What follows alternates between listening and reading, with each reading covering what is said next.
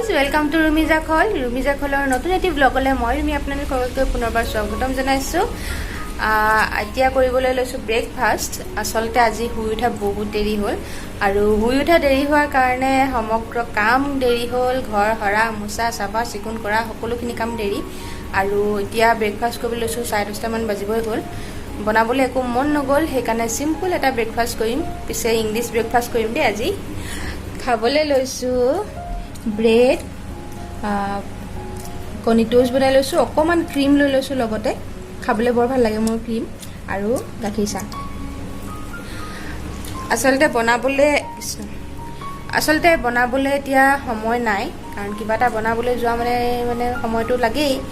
ব্ৰেডকেইটা butter দি toast কৰি ল'লোঁ, পটাপট হৈ গ'ল আৰু একো কৰিব মন নগ'ল, সেইকাৰণে চিম্পলকৈ ব্ৰেড টোষ্ট কৰি ল'লোঁ আৰু ডিম এটা টোষ্ট কৰি ল'লোঁ, লগতে অকণমান ক্ৰীম আৰু চাহকণটো আছে মোৰ, সেয়াই খাম বুলি ভাবিছোঁ। গতিকে আপোনালোকে ব্লগটো চাই থাকক, দিনটো আজি কি কৰোঁ, আৰু যদি চাই ভাল পায় তেন্তে লাইক এটা দিবলৈ নাপাহৰিব আৰু প্লিজ কমেণ্ট কৰি জনাব যে আপোনালোকে কেনেকুৱা পালে। তেন্তে মই খাই লওঁ, আপোনালোকে চাই থাকক।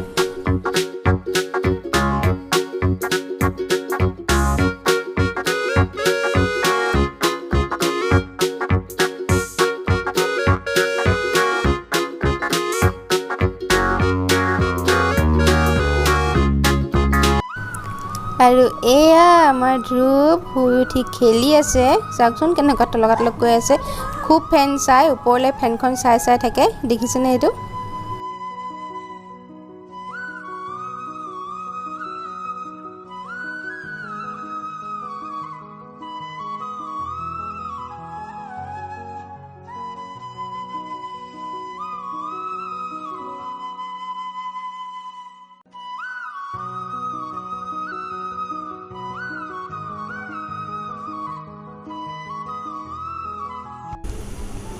আৰু এইদম কাপোৰ আজি 3-4 দিনতকৈ বেছি হ'ল গোটাই থোৱা। ধুই গোটাই থৈ গৈছিলোঁ, জাপিবলৈ আছিলে, সেইখিনিও ভাবিছোঁ জাপি লওঁ, নহ'লে থৈ দিলে থাকি যায় কামবোৰ। আচলতে টুকটুকৰভাৱে কেইটামান নতুন কাপোৰ যিকেইটা ভৰাব লাগিব আলমাৰীত, সেইকেইটাও এক্সট্ৰাকৈ ৰাখি দিছোঁ।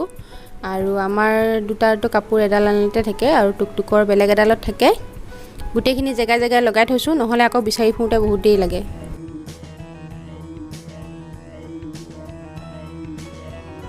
কাপোৰখিনি জাপি কুচি ধ্ৰুৱকো গাটো ধুৱাই ল'লোঁ আৰু তাৰ অকণ টোপনি আহিছে। এইটো চান্সতে কাণখনো চাফা কৰি দিছোঁ, নহ'লে ইমান লচকচা থাকে, ভয় লাগে তাক কৰিবলৈ।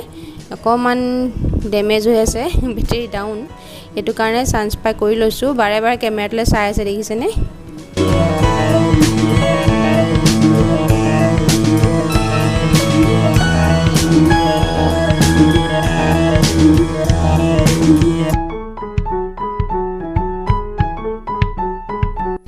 এতিয়া আহিছোঁ দুপৰীয়াৰ ভাত বনাবলৈ আৰু বনাম আজি কলডিলৰ ভাজি।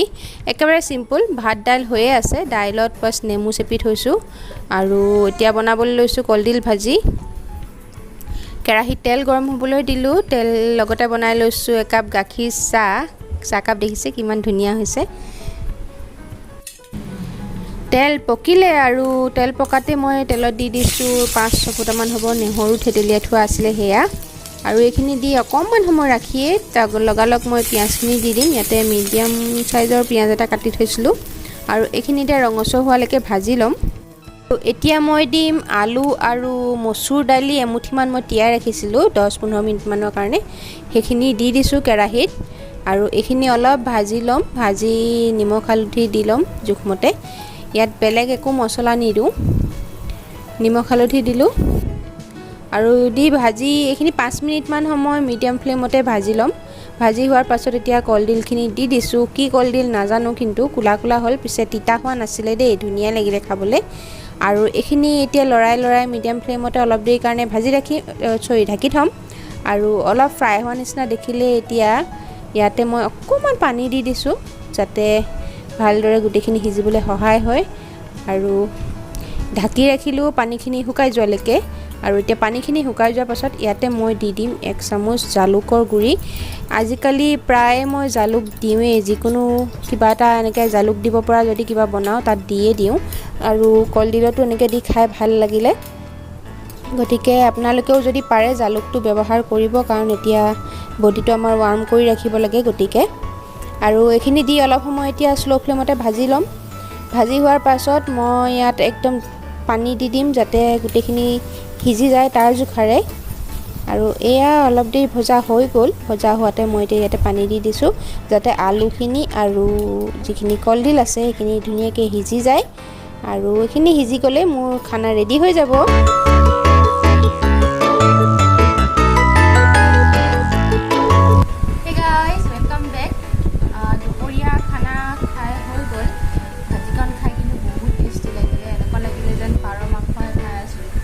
আচলতে পাৰ মাংস মই আজিলৈকে খাই পোৱা নাই, আমাৰ ঘৰত নাখাওঁ, মাহঁতৰ ঘৰতো নাই খোৱা আৰু ইয়াতো নাখাওঁ।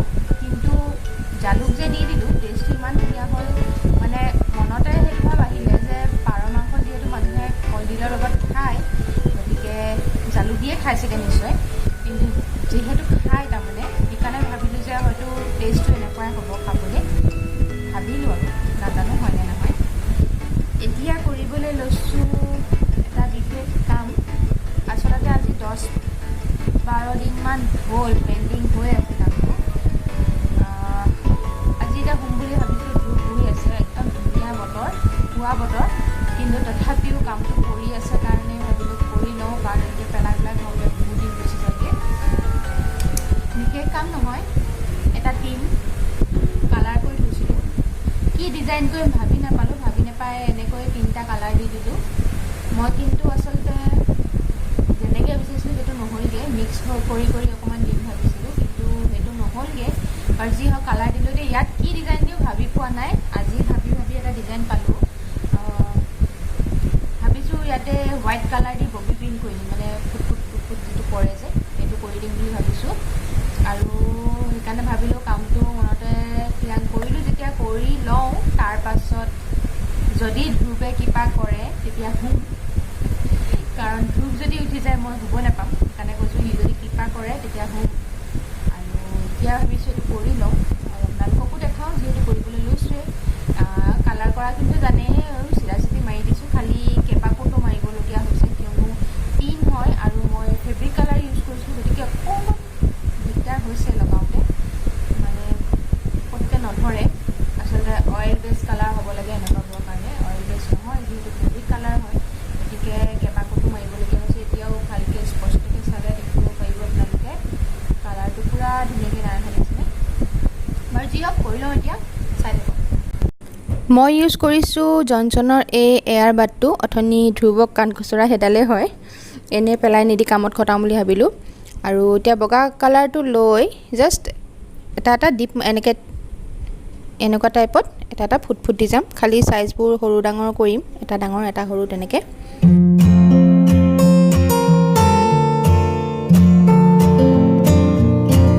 চ' গাইজ এইটো হৈ গ'ল কৰা, একদম চিম্পুল ডিজাইন আৰু কি ক'ম আৰু একদম ফাংফুংকৈ কৰি থৈছোঁ। কি কৰিম নাজানো, কালাৰটো কৰি থৈছোঁ, কিহত ইউজ হয় এতিয়ালৈকে মই ভবা নাই কিহত ইউজ কৰিম। হয়তো মূলখন নহ'লে পাকঘৰত চামুচ থ'বলৈও ইউজ কৰিব পাৰোঁ, কি কৰোঁ নাজানো। গোটেই কালাৰটো দি থৈছোঁ, কেনেকুৱা লাগিছে জনাবচোন। একেবাৰে চিম্পুল, আপোনালোকৰ যদি ঘৰত ক্লাছ 1-2 পঢ়া ল'ৰা ছোৱালী আছে সিহঁতে সেইটো বনাব পাৰিব, কোনো ডাঙৰ কথা নহয়। গতিকে এনেই আৰু টাইম পাছ। কেনেকুৱা লাগিলে জনাব। 4টামান লং, কেইটুকুৰামান ডালচেনি, 2টা ইলাচি, সৰু ইলাচি, এটা ডাঙৰ ইলাচি, 1 চামুচ জিৰা, আৰু আজি মোৰ ওচৰত ধনিয়া গুটি নাই, গতিকে মই ধনিয়া পাউডাৰ ইউজ কৰিম। আৰু ইয়াত 12-15টামান হ'ব জালুক আছে। গেছটো জ্বলাই লৈ প্ৰথমে পেন এখন পাতি লৈছোঁ আৰু সেই গোটেইখিনি মছলা শুকানে মই ভাজি ল'ম। আৰু ভাজি অকণ ভজা গোন্ধ ওলালে এইখিনি ঠাণ্ডা হোৱাৰ পিছত গ্ৰাইণ্ড কৰি ল'ম পাউডাৰ বনাই। এতিয়া বনাবলৈ লৈছোঁ আচলতে মই ডিনাৰ, আৰু আজি বনাম ছাগলী মাংস। তাৰ কাৰণে সেয়া মছলা ৰেডি কৰি ল'লোঁ। আৰু এতিয়া তেল গৰম হ'বলৈ দিছোঁ কেৰাহীত। তেল গৰম হোৱাৰ লগে লগে দি দিছোঁ 2 খিলা তেজপাত, আৰু এতিয়া দিছোঁ ডাঙৰ চাইজৰ 2টা পিঁয়াজ কাটি দিছোঁ। কাটি এইখিনি এতিয়া ৰঙচুৱা হোৱালৈকে ভাজি ল'ব লাগিব। আৰু এইখিনি ভজা হোৱাৰ লগে লগে অকণমান ৰঙচুৱা পৰিছে দেখিছে নিশ্চয় এতিয়া মই ইয়াতে আদা নহৰু পেষ্টটো দি দিছোঁ পেষ্ট নহয় আছিলে খুন্দনাতে খুন্দি লৈছোঁ আৰু এইখিনিও কেঁচা গোন্ধ যোৱালৈকে ভাজি ল'ম অকণমান ৰঙচুৱা কৰি পেলাই আৰু এইখিনি ভাজি হোৱাৰ পাছত মই এতিয়া ভালকৈ ধুই ৰখা যিখিনি মাংস আছিলে ছাগলী মাংস সেইখিনি দি দিছোঁ আৰু এতিয়া ভালদৰে গোটেইখিনিকে এবাৰ লৰাই দিম লৰাই জোখমতে নিমখ হালধি দি দিছোঁ 1 চামুচ দি দিছোঁ ধনিয়া পাউডাৰ আৰু ৰেড চিলি পাউডাৰ আধা চামুচ দি দিছোঁ এইটো কাশ্মীৰী ৰেড চিলি হয় কালাৰৰ কাৰণে দিয়া হৈছে আৰু ভালদৰে এবাৰ গোটেইখিনিকে মিক্স কৰি যিখিনি পিচি ৰাখিছিলোঁ মছলা তাৰে আধা চামুচ মই দি দিছোঁ এতিয়া আৰু বাকীখিনি একেবাৰে শেষত দিম এতিয়া ভালদৰে গোটেইখিনিকে মিলাই অকণমান দেৰি ফ্ৰাই হ'বৰ কাৰণে ৰাখি দিম গেছত আৰু তেজপাত কিখিলা মই উলিয়াই দিছোঁ কাৰণ ইয়াৰ কাম হৈ গ'ল তেজপাত কিখিলা থাকিলে বৰ দিগদাৰ হয় লৰাবলৈ সেইকাৰণে উলিয়াই দিলোঁ আৰু ঢাকন লগাই এতিয়া ফ্ৰাই হ'বলৈ দিম এইখিনি 5 মিনিটমান সময় মিডিয়াম ফ্লেমতে ৰাখিছিলোঁ ৰখাৰ পাছত এয়া অকণমান পানী ওলোৱা নিচিনা হৈছে মাংসত মই আৰু অকণ পানী দি দিছোঁ যাতে মাংসখিনি সিজিবলৈ অলপ সহায় হয় তাৰ বাবে আৰু পানীখিনি সম্পূৰ্ণ শুকাই যোৱালৈকে এতিয়া এইখিনি মাজে মাজে লৰাই ভাজি থাকিম আৰু আকৌ পানী দিম আকৌ ভাজিম তেনেকুৱাকৈ ভাজি ল'লোঁ আধা সিজা মানলৈকে তাৰপাছত এতিয়া মই ইয়াতে দি দিছোঁ আলু আৰু আলুখিনি দিওঁতে মন কৰিছে আপোনালোকে পানী অলপ আছে এইটো থাকিবলৈ দিছোঁ আৰু এতিয়া দিম মই স্পেচিয়েল মিট মছলা এই মিট মছলাটো বৰ ধুনীয়া গোন্ধায় মই আচলতে এইটো বোকাখাটত নাপায় আমাৰ মই এইটো নামৰূপৰ পৰা আনিব দিছিলোঁ মাহঁতে লৈ আহিছিলে আহোঁতে এবাৰ নামৰূপতহে পায় মই ইয়াত বহুত বিচাৰিলোঁ নাপালোঁ ইয়াত আপোনালোকৰ ক'ৰবাত যদি কোনোবা জেগাত যদি এভেইলেবল আছে তেন্তে যদি ইউজ কৰা নাই এবাৰ কৰি চাব বহুত ধুনীয়া গোন্ধায় গোন্ধটো বহুত ভাল লাগে আৰু তাৰে মই এতিয়া 1 চামুচ দি দিছোঁ আৰু পানীটো অকণমান ঢাকোঁতে মই আলুখিনি দিছোঁ কিয়নো তেনেকৈ কৰিলে মাংস যিটো মছলা আমি ব্যৱহাৰ কৰিছোঁ সেইখিনি আলুটো সোমাই যোৱাত সহায় হয় আৰু এতিয়া এইখিনি মিডিয়াম ফ্লেমতে পানীখিনি একেবাৰে শুকাই যোৱালৈকে আৰু আলুখিনি যাতে অলপ ফ্ৰাই হয় সিমানটো সময়লৈকে মই ঢাকন দি মাজে মাজে লৰাই ভাজি আছিলোঁ আৰু এয়া দেখিছে ধুনীয়াকৈ ভাজা হৈ গৈছে এতিয়া ইয়াতে মই জোখমতে পানী দি দিম আৰু পানীখিনি যেতিয়া শুকাই যাব আৰু মাংসখিনি সিজি যাব তেতিয়া তাত মই যিখিনি মছলা ৰাখিছিলোঁ সেই মছলাখিনি দি আৰু 5 মিনিটমান সময় উতলাই দিলে মোৰ খানা ৰেডি হৈ যাব সো গাইজ ডিনাৰ ৰেডি হৈ গ'ল কিন্তু এতিয়ালৈকে খোৱা নাই ধ্ৰুৱক খুৱাই লওঁগৈ নহ'লে সি বৰ ডিষ্টাৰ্ব কৰি থাকে মোক খাবৰ সময়ত বহুত আমনি কৰে গতিকে তাক খুৱাই ল'ম তাৰপিছতহে আমি খাম মাংস হৈ গ'ল লগত আছে ৰুটি এজ ইউজুৱেল আমি যিটো খাওঁ সদায় আৰু আজি টুকটুকক পিছে পৰঠা বনাই দিয়া নাই আজি টুকটুককো ৰুটিয়ে দিছোঁ ভিডিঅ'টো ইয়াতে শেষ কৰিম বুলি ভাবিছোঁ ব্লগটো চাই কেনেকুৱা পালে জনাবলৈ নাপাহৰিব আৰু যদি ভাল পালে তেন্তে এটা লাইক কৰি দিব আৰু লগতে মোৰ চেনেলটোক ছাবস্ক্ৰাইব কৰিবলৈ নাপাহৰিব আৰু প্লিজ কমেণ্ট কৰিব আৰু আপোনালোকৰ ফিডবেকবোৰ দিব কাৰণ কিবা যদি আখোৱা আছে তেতিয়াহ'লে আপোনালোকৰ ফিডবেকবোৰ পালে সেইখিনি শুধৰাবলৈ মই সক্ষম হ'ম গতিকে প্লিজ কমেণ্ট কৰি জনাব কেনেকুৱা পালে আৰু কিবা যদি ভুল দেখিছে তেন্তে সেইখিনি আঙুলিয়াই দিব আৰু এতিয়া নতুন দিনলৈ আকৌ আহিম আপোনালোকৰ মাজলৈ আজিলৈ আহিছোঁ তেন্তে বাই বাই